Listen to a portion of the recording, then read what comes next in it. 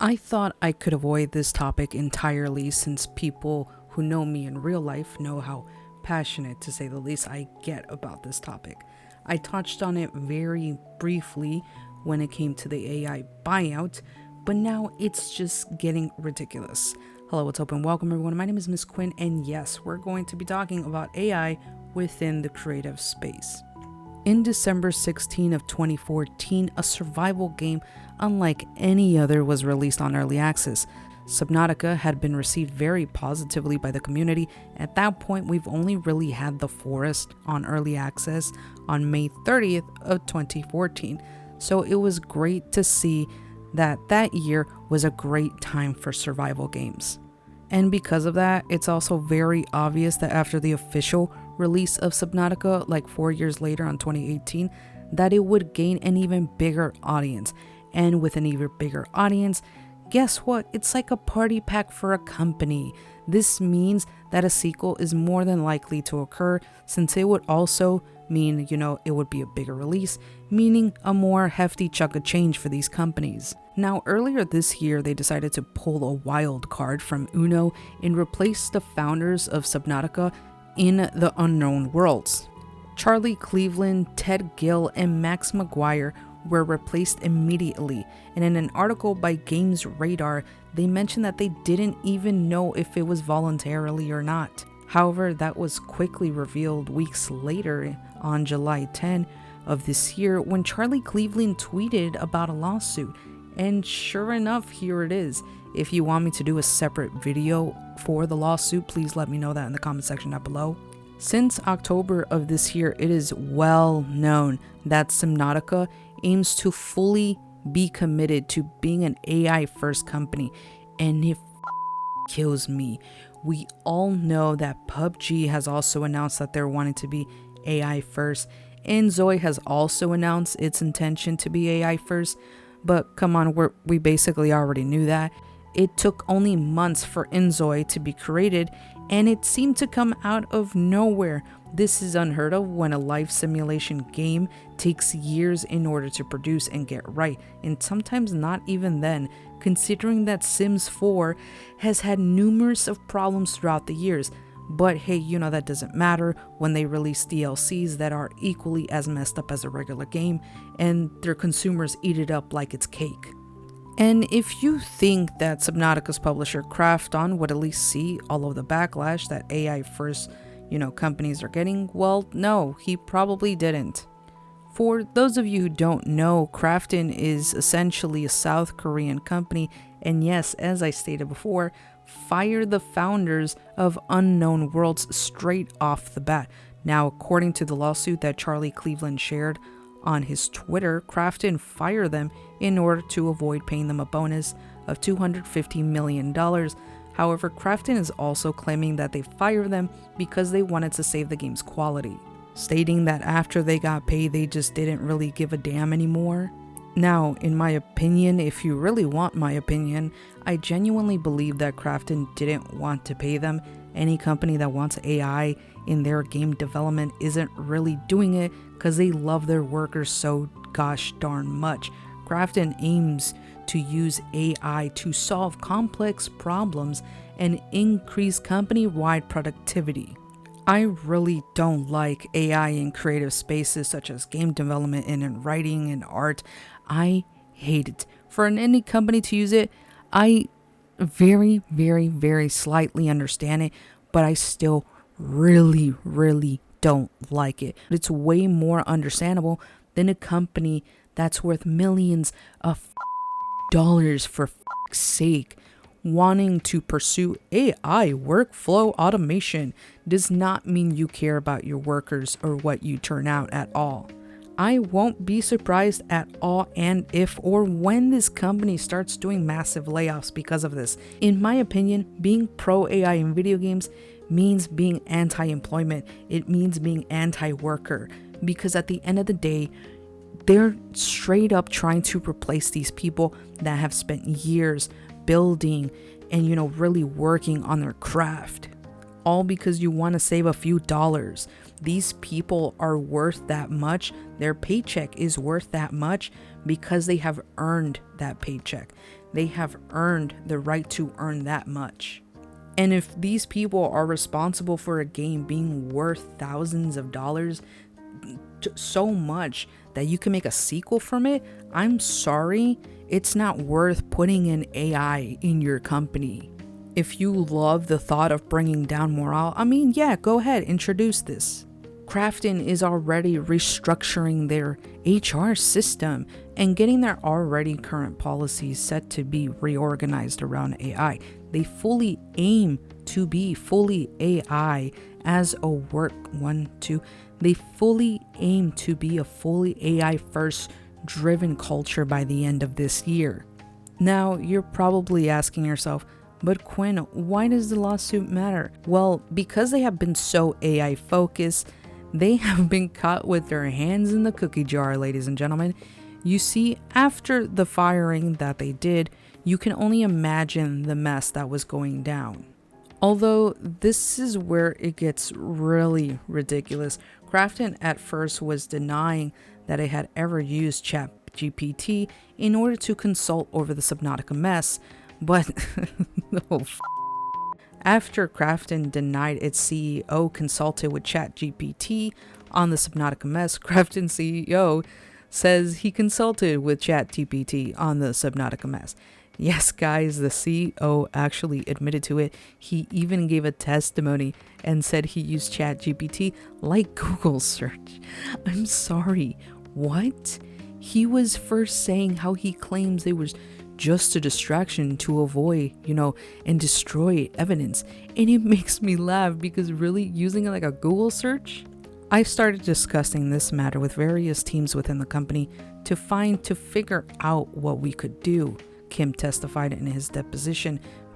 When asked what he did when he discovered that Subnautica designer and director Charlie Cleveland and Unknown Worlds co-founder Max McGuire weren't directly involved in the development of Subnautica 2. So I talked to the legal team, the finance team, and the corporate team, and the PR, all these various teams, and I also searched on ChatGPT to get faster answers to figure out what kind of rights we have. When asked why he would consult with ChatGPT on the matter like this, he said, I think just like everyone else, I'm using ChatGPT to get faster answers or responses, just like Google search. It's all rather messy. Kim, who acknowledged making dozens, not one guys, dozens of ChatGPT inquiries every day regarding general business at Krafton, he said he was merely using it to research his options as he would with any other search engine. And that's maybe to be expected given Krafton's embrace of AI. In October, the company announced an AI first strategy, which Kim said at the time it will help it lead AI initiative across the gaming industry. The company also plans to spend $70 million on a GPU cluster to support multi-stage tasks requiring sophisticated reasoning and iterative planning and serve as the foundation for accelerating the implementation of agnostic AI. Now, close your eyes, guys. Close your eyes, or don't look at the screen. Imagine if your company had this guy in charge of it. Someone who wants an AI-first driven company, but doesn't know the difference between ChatGPT and Copilot. Sir, what you want to use is Copilot for business matters, not a chatbot. ChatGPT keeps everything in their database, which anybody can access it. And even so, why would someone want anybody who won't even be careful enough with sensitive information? I mean, asking it every single day questions to get answers when you literally have people you employed for that same reason. And then the questions that you asked are getting you in trouble. It's incredible that you're a boss, and not just any boss, okay? You're not some manager, you're not some supervisor, you're the head honcho. And he rather ask a chatbot that so many go to feel like they're in a relationship. Because yes, it's honestly really sad, but yes, many talk to chatbots and start having these weird relationships with them. I just can't take this guy seriously. Imagine him waking up every single day, going to work, and going on his little chat bot to ask what they should do for any little thing that he could just use his brains for. Or let me see, pick the brain out of the people that you yourself hired, sir. Or if you didn't hire them, someone did. They have that job for a reason, and that's because they are the best in that position. And, that's what you literally hire them to do. But yes, ask a chatbot that their main purpose is to essentially pat you on the head. But really, sir, ChatGPT, Copilot, you don't know what Copilot is? Copilot is for sensitive information for your business. Why are you using ChatGPT? I can't take this guy seriously. I'm just picturing a dude just sitting on his desk talking to some chatbot. It's just so funny to me. And if for some reason you don't know Ad Hoc Studios, the creators of Dispatch, they recently spoke out about AI in the creative space, going so far as to say AI is only good if you aren't a creative person. And I totally agree with this studio. Nick Hernan, I hope I pronounced that correctly, went on to talk about how he will not be using AI voice acting either, and pointed out performances such as Jeffrey Wright and Aaron Paul. No AI is going to do what he did, says Herman. He brought something to that character that we weren't expecting. I mean, his performance and Aaron Paul's performance and our whole cast are bringing performances and elevating the material in a way that you're not going to get with AI. You're not going to be surprised because it's built on something you've heard before if you go through the AI route. He continues making a dig at those who argue that AI can be used as a creative tool. AI feels like a production solution, not a creative one. Maybe it's a creative one if you aren't creative. I fully respect this gaming company for not going towards the AI route. In my opinions, these fucking companies don't care about making good games. They don't care about the people who will enjoy them. It's all about profit. It's all about how are you going to up production? How are you going to cut cost? The creator of Stardew Valley, Eric Barone, is even making his next game without the use of AI. Ad Hoc made their game without using AI. Both of these games were made without using it, and they have both been massively successful. Personally, I will support any game that in no way used AI. I hate seeing, people post up on their socials saying, oh, I'm only using it to practice my writing. I'm only using it to practice my art, my coding. If you need practice in any of those things, guess how you're going to do better? Practice. Exactly. You need to practice means you have to do it over and over and over again. It's normal. That's how you're supposed to do it. Get good, scrub. I spend so much time on Reddit, like a lot of time, and there are subreddits that will help you with coding, and the drawing subreddits are actually really welcoming to people. Like, I don't know how to make any 3D anything, but I tried using Blender. I even posted 4 of those things on my Instagram. Now, I'm not saying they're any good by any means, but at least I tried. And that's the point of all of this. Why are you using AI and not using the things that are already available to you? I rather play a game with no voice actors and no AI than a game that clearly has AI voice acting, or a company that so clearly has an AI first stance. And let's go back on the statement. It is true.